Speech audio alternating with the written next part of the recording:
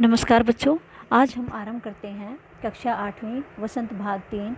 पाठ है हमारा 5वां, चिट्ठियों की अनूठी दुनिया, लेक्चर नंबर 2। पिछली वीडियो में आपने पढ़ा है कि पत्रों के बारे में क्या कुछ था पहले ज़माने में और आज पत्रों का स्थान किसने ले लिया है।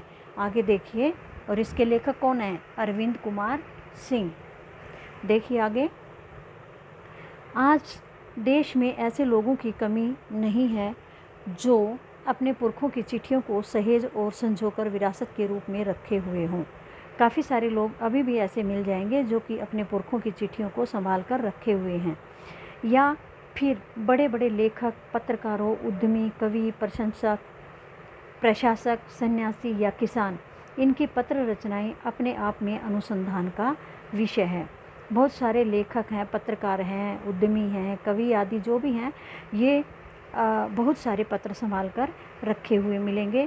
अगर आज जैसे संचार साधन होते तो पंडित नेहरू अपनी पुत्री इंदिरा गांधी को फ़ोन करते, पर तब पिताजी के पत्र पुत्री के नाम नहीं लिखे जाते जो देश के करोड़ों लोगों को प्रेरणा देते हैं। पंडित जवाहरलाल नेहरू ने अपनी पुत्री इंदिरा गांधी को पत्र लिखा था, अपनी पुत्री के नाम पत्र लिखा था। यदि उस समय फ़ोन आदि होते तो वह अपनी पुत्री को पत्र न लिखते, और लोगों के लिए ये प्रेरणा मिली थी।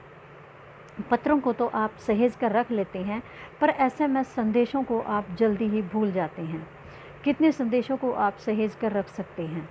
जो एसएमएस होते हैं वो ज़्यादा सहेज कर नहीं रखे जा सकते हैं, वो ख़त्म हो जाते, डिलीट भी हो जाते हैं।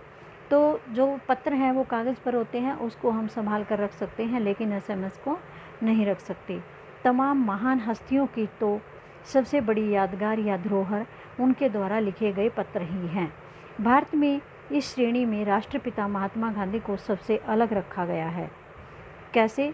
दुनिया के तमाम संग्रहालय जानी मानी हस्तियों के पत्रों का अनूठा संकलन भी है। तमाम पत्र देश, काल और समाज को जानने समझने का असली पैमाना है। भारत में आज़ादी के पहले महासंग्राम के दिनों में जो कुछ अंग्रेज़ अफसरों ने अपने परिवारजनों को पत्र में लिखे, वे आगे चलकर बहुत महत्व की पुस्तक तक बन गए। कुछ पत्रों को लेकर ही किताबें भी लिखी जा चुकी हैं। इन पत्रों ने साबित किया कि यह संग्राम कितनी ज़मीनी मजबूती लिए हुए था। यानी पत्रों को सहेज कर रखना ही एक किताब के लिए सहारा बन गया। महात्मा गांधी के पास दुनिया भर के तमाम पत्र केवल महात्मा गांधी इंडिया लिखे आते थे। महात्मा गांधी के पास बहुत सारे लोगों के पत्र आते थे और वे जहाँ भी रहते थे वहाँ तक पहुँच जाते थे। जहाँ भी महात्मा गांधी होते उनके पास पत्र पहुँच ही जाते थे। आज़ादी के आंदोलन की कई अन्य दिग्गज हस्तियों के साथ भी ऐसा ही था। गांधी जी के पास देश दुनिया से बड़ी संख्या में पत्र पहुँचते थे, पर पत्रों का जवाब देने के मामले में उनका कोई जोड़ नहीं था। महात्मा गांधी के पास दुनिया में से बहुत अधिक पत्र आते थे, लेकिन उनका जवाब भी महात्मा गांधी अवश्य देते थे। वे कैसे देते थे? कहा जाता है कि जैसे ही उन्हें पत्र मिलता था उसी समय वे उसका जवाब भी लिख देते थे। जब पत्र उन्हें मिलता तो उसी समय उसका जवाब लिखते थे। अपने हाथों से ही ज़्यादातर पत्रों का जवाब देते थे। जब लिखते लिखते उनका दाहिना हाथ दर्द करने लग जाता तो वे बाएं हाथ से लिखने में जुट जाते थे। महात्मा गांधी हर पत्र का जवाब देते थे और अपने ही हाथ से लिख कर देते थे। यदि लिखते लिखते उनके दाहिने हाथ में दर्द होने लग जाता तो बाएं हाथ से लिखने लग जाते थे। महात्मा गांधी ही नहीं, आंदोलन के तमाम नायकों के पत्र गांव-गांव में मिल जाते हैं। पत्र भेजने वाले लोग इन पत्रों को किसी प्रशस्ति पत्र से कम नहीं मानते हैं। जो पत्र भेजने वाले लोग थे उनके पास ये पत्र यादगार के रूप में रखे हैं, तो इनको ये प्रशस्ति पत्र से कम नहीं मानते हैं। जो हमें प्रशस्ति पत्र के रूप में कोई सर्टिफिकेट मिलता है तो उससे कम ये नहीं माने जाते पत्र। और कई लोगों ने तो उन पत्रों को फ्रेम कराकर रख लिया है। यह है पत्रों का जादू।